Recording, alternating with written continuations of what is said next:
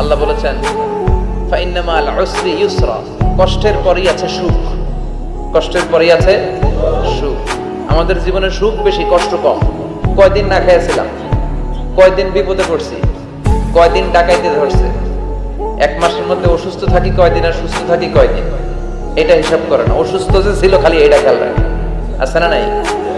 তার মানে ইন্না মাল উসরি ইউসরা, দুঃখের পরে আছে সুখ, মোটিভেশন।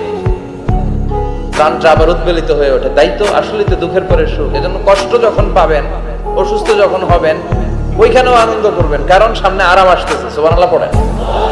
মুমিনের হারাবার কিছু নাই, দুঃখ পাওয়ার কিছু নাই। মুমিন অসুস্থ হলে অসুস্থতার মাধ্যমে তার রোগের মাধ্যমে তার গুনাহ ঝরে যায়, সে আল্লাহর কাছে প্রিয় হয়ে ওঠে। তা আমাদেরকে কেউ হারাইতে পারে? কথা বলেন, আমাদের কেউ ভয় দেখাইতে পারে?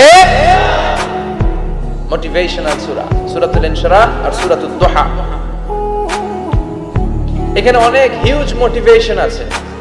যারা হতাশ, যাদের জীবন ভাল লাগে না, মরে যেতে মনে চায়, গার্লফ্রেন্ড গালি দিছে, আছে না নাই? আবার বয়ফ্রেন্ড গার্লফ্রেন্ডের গালি দিছে, এ ওড়না পেঁচায়া ফ্যানের মধ্যে ঝুলে আত্মহত্যা করে। কত বড় পাগল তুই, মরলি কেন? গালি দিছে তো কি হয়েছে? হ্যাঁ, বুঝতে চায় না, হতাশ হয়ে যায়। আর বয়স কম তো, ইচড়ে পাকা, অল্পতে কাবু হয়ে যায়। এই সূরা